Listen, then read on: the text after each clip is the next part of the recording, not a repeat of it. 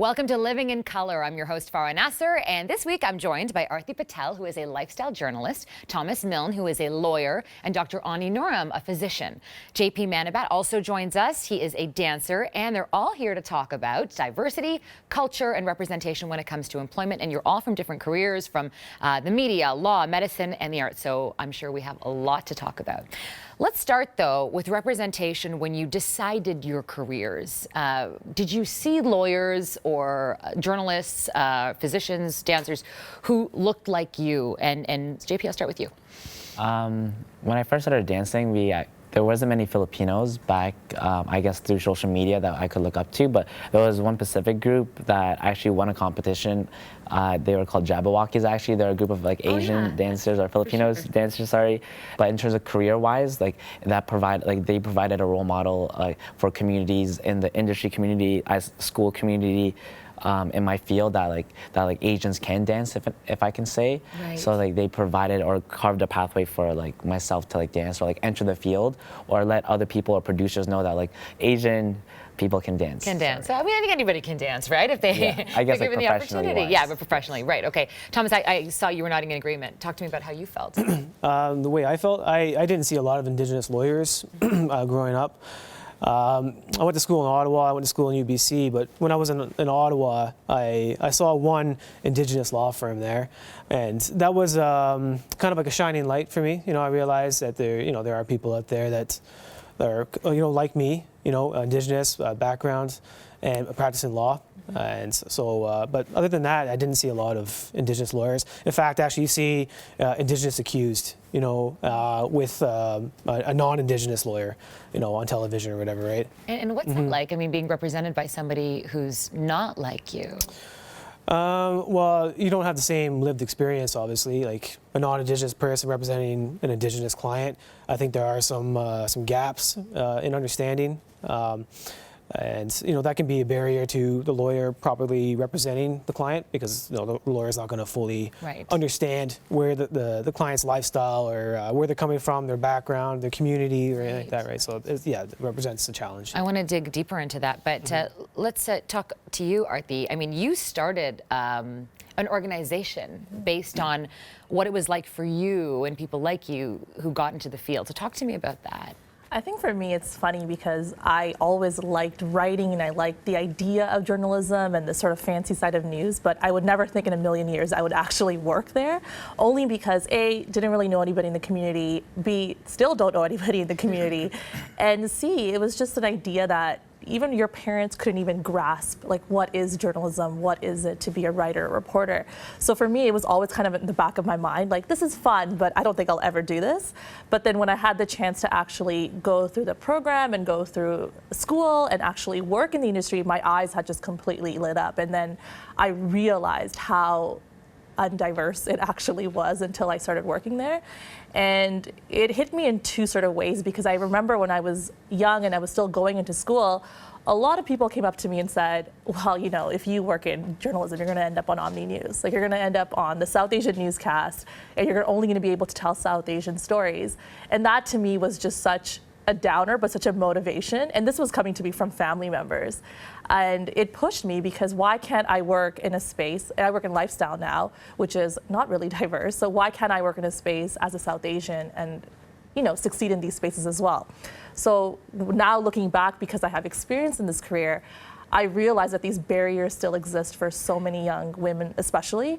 So we created a mentorship networking program called Didihood, which means sisterhood, in different South Asian languages. And it's basically a platform and a collective for South Asian women to network, to inspire each other, to socialize, because we've all realized this common problem is that we don't see each other. And even if we do, we don't talk to each other. Right. So that's sort of the barrier that we want to break. Right, because there's, and I can tell you from personal lived experience, there's a lot of competition, and I will get to that as well. But I want to include you in this chat. Ani, what is it like to be a Black doctor? And what's that experience been like, even getting into it in med school? So it is a challenge.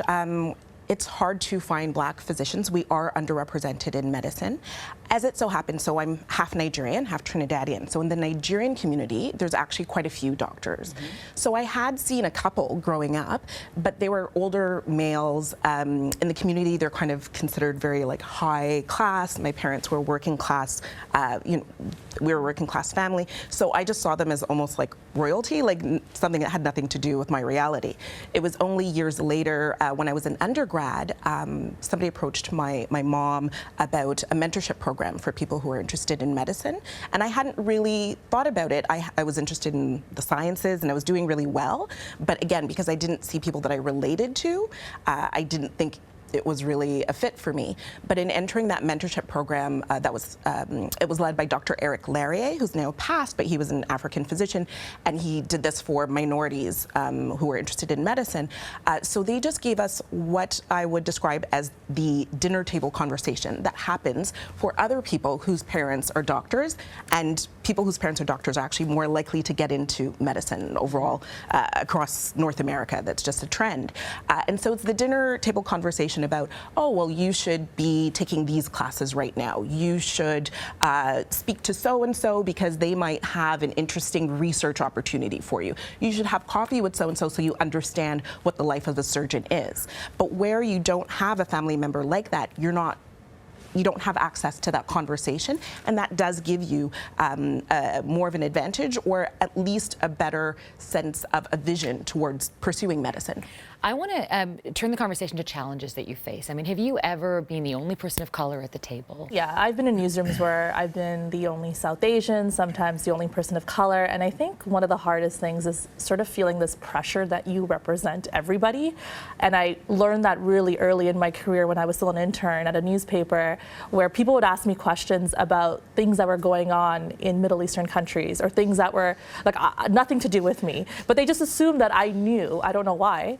But it's weird. As a young person, you're kind of navigating these waters and you're trying to, seem smart and educated and prove yourself to be there, because I feel like a lot of people of color, you have to work 10 times harder in these fields because you need to prove yourself that you deserve a place. So I had a lot of weird questions early. And now I also feel like I'm kind of the person in the newsroom now who will bring things up if I'm not comfortable with it. And I think that's something that takes time, and you have to sort of build that confidence, because if I notice something that I think is a little sexist or racist or doesn't work well or it might offend a community, I'm going to bring it up.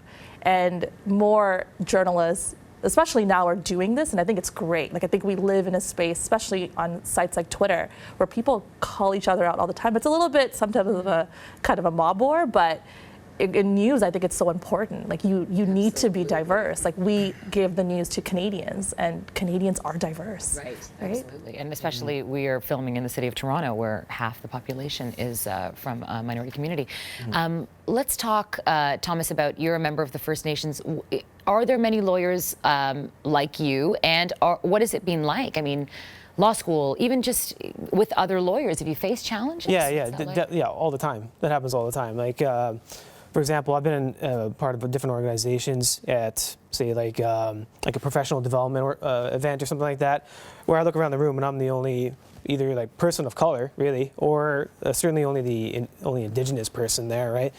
And that shows like maybe the lack of representation that the legal profession has for Indigenous people, and yeah, it is a bit of a concern for me. Obviously, I realize like the unique position I'm in. And like Artie was saying, like sometimes like you get asked questions where you're asked to respond on behalf of a community or whatever, and of course you're not in any position to do anything like that. Like you don't represent like a large body of people, and sometimes like people make those assumptions, right? And I think it's a bit curious, it's a bit odd, yeah. What are some of the challenges you faced when you I know you do some work where you go to people's homes, and when you get to the door, what's that like? So I've had, experiences both in the clinical context and non-clinical context where people are surprised that I'm a doctor. So in hospitals or when I've done home visits, let's say somebody's called a medical home visit service, I come to the door. I always wear my stethoscope. They don't require that, but I do, so people know when I knock at the door. I've got my doctor's bag, and the person will enter the door, and it's happened a couple of times where they're like, "Oh, you're the doctor?" the doctor? And I'm like, yes, the doctor, that's why I have a stethoscope. And so that can be challenging. I don't really take it personally. You know, I know that for a lot of people, when they have the image in their mind of a doctor right now, it still is kind of the traditional, I guess, middle-aged white male. That's often what you see on TV. But there are times where it can be really hurtful. So less so in the clinical context, but more, I'll give an example. I went to a conference and I, registered and everything, and I come up to the desk and their, general community was there and there were physicians there. And it wasn't for the Black community. It was just general, Ontario community participants. And, they said, tell us your first name. So I said my first name, Ani, and they looked through the list. The person at the front desk looked through the list and said, no, you're not registered. And I said, no, I definitely registered on Eventbrite. There must be a mistake. I definitely registered. And she, looked through it again and was like, no. And then somebody else came up and said, you didn't check the doctor list.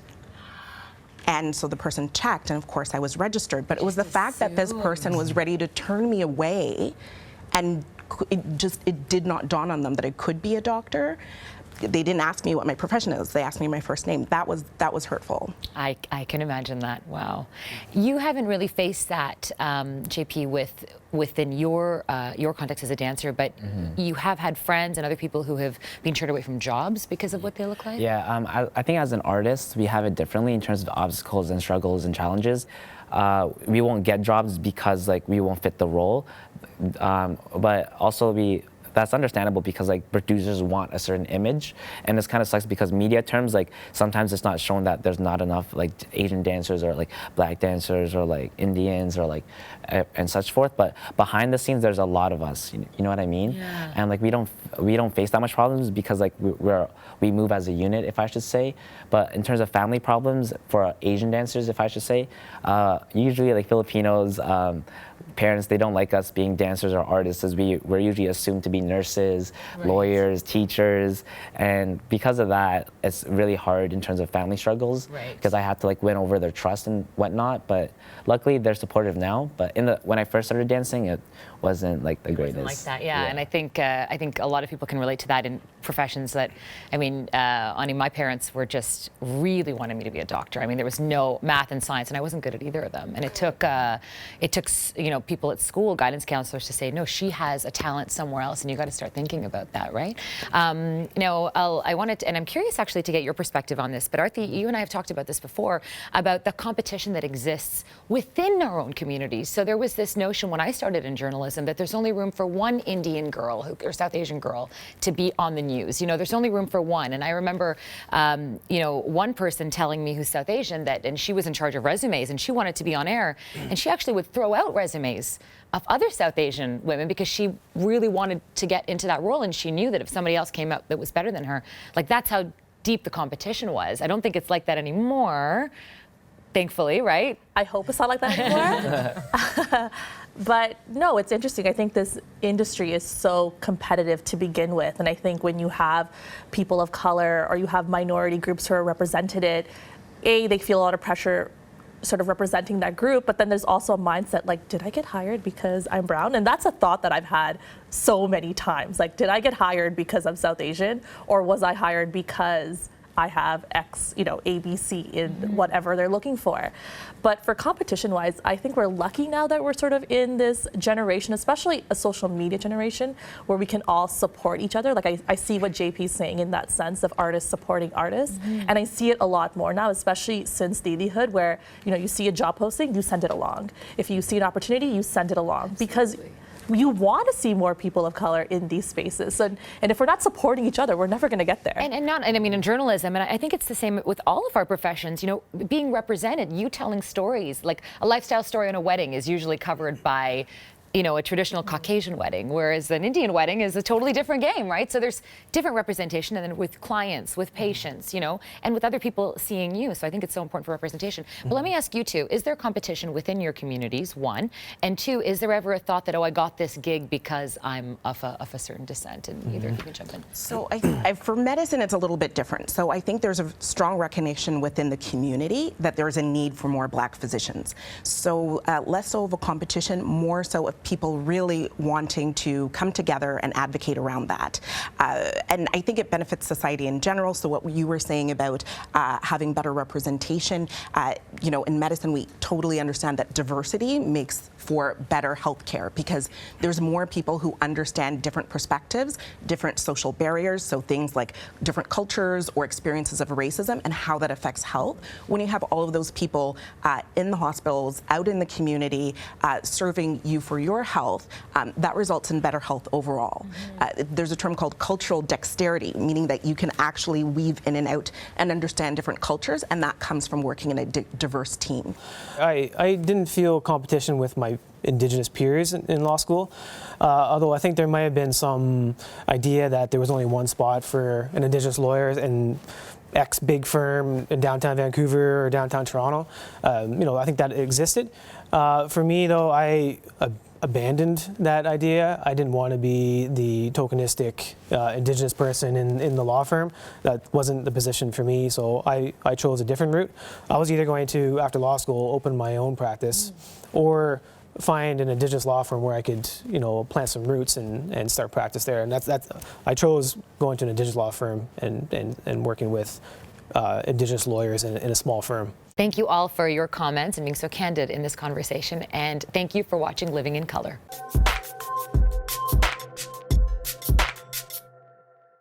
Thank you for watching Living in Color. If you enjoyed the show, please subscribe to our YouTube channel. And if you have an idea for a future Living in Color episode, we'd love to hear your thoughts. Please leave them in the comment section.